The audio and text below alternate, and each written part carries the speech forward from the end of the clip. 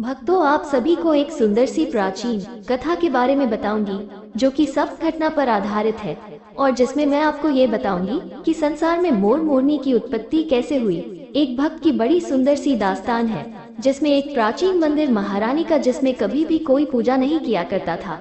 और एक दिन की बात, छोटी सी बच्ची की श्रद्धा माँ पर आ गई और वो बच्ची जाकर के माँ के मंदिर में माँ की पूजन करने लगी। और उसका नियम था, वो रोज ही माँ के मंदिर में जाती थी और माँ का पूजन किया करती थी।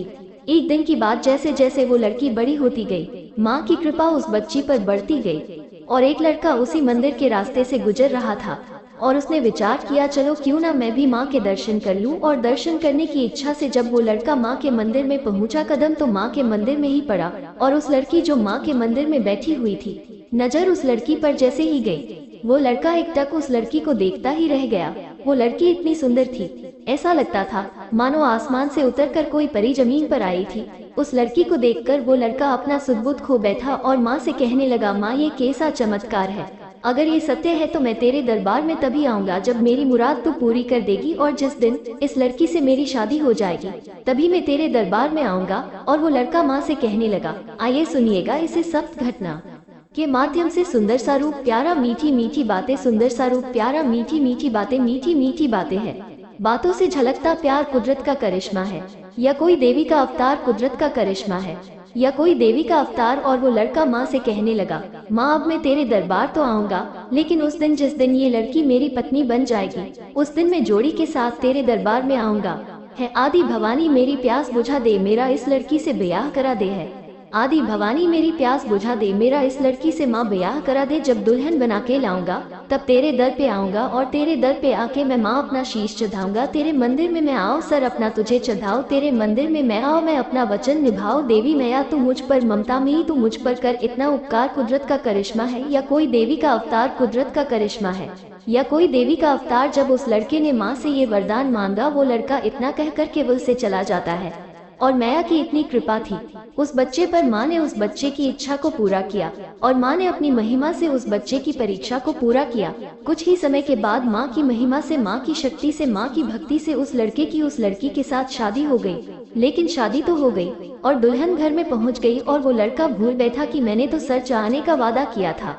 और जब लड़का ये बात भूल गया तो माँ को क्रोध आने लगा और माँ ने उसे याद दिलाने के लिए कुछ गाँव की महिलाओं को उनके घर भेजा और गांव की औरतें जब माँ के आदेश से उसके घर पहुंची और दुल्हन का चेहरा देखा तो एक ही बात कही कि माँ तेरी अजीब लीला है, तूने कितनी प्यारी जोड़ी बनाई है। लड़के ने जैसे ही ये बात सुनी कि इस लड़की पे तो सारी कृपा तो माँ की थी और ये लड़की जो मिली है मुझे वो माँ की कृपा से मिली है, तो लगता है इस बात को भूल गया था, आज मुझे याद आई है, तो चलो चलते हैं माँ के दरबार और मनाते हैं। मैया को तो क्या कहने लगा, कुछ दिन बीते तो वो समय है आया, लड़का लड़की को फिर ब्याह के लाया। कुछ दिन बीते तो वो समय है आया, लड़का लड़की को फिर ब्याह के लाया। जब आई याद वचन की है कि तैयारी पूजन की है, जब आई याद वचन की है कि तैयारी पूजन की है।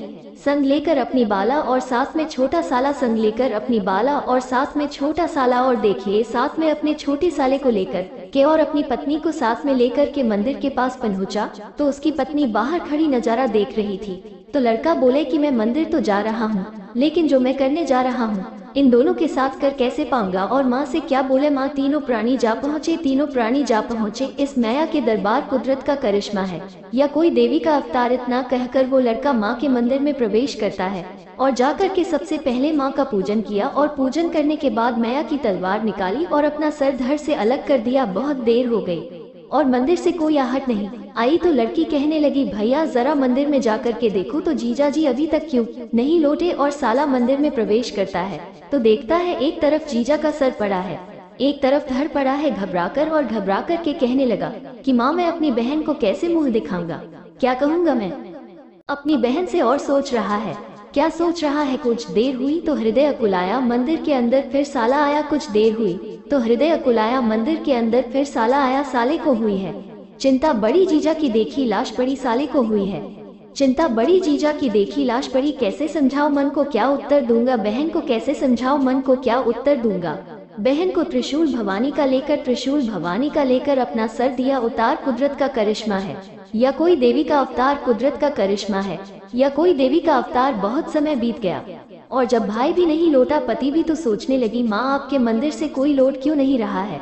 और ये मंदिर से बहता हुआ खून कहाँ से आया? और वो लड़की भागती हुई जब माँ के पास माँ के मंदिर में पहुंची तो देखा एक तरफ पति का धड़ और सर पड़ा था, एक तरफ भाई का धड़ और सर पड़ा था। लहूलुहान भाई और पति को देखकर वो लड़की पागल सी हो गई और रो रो करके माँ से क्या कहने लगी, मंदिर से कोई ना लौट के आया, मंदिर के बाहर वह खून है। आया मंदिर से कोई ना लौट के आया, मंदिर के बाहर वह खून है। आया पूजा का फल कैसा दीन्हा माँ छीन मेरा भैया लीन्हा, पूजा का फल कैसा दीन्हा माँ छीन मेरा साजन लीन्हा। ये कैसे जख्म सहूंगी बिन साजन नहीं जीऊंगी, ये कैसे दर्द सहूंगी बिन भैया नहीं जीऊंगी। जीवन नया मेरी माँ, जीवन नया मेरी माँ अब डूब गई। मझधार कुदरत का करिश्मा है या कोई देवी का अवतार, कुदरत का करिश्मा है या कोई देवी का अवतार। लड़की कहने लगी माँ जब मेरा पति है नहीं रहा, ना भाई रहा, ना मैं मायके की रही, ना मैं ससुराल की, तो मैं जीकर क्या करूंगी। इस लीला को समाप्त करके वो लड़की दौड़कर गई और माँ की तलवार निकाल ली और चलाने लगी।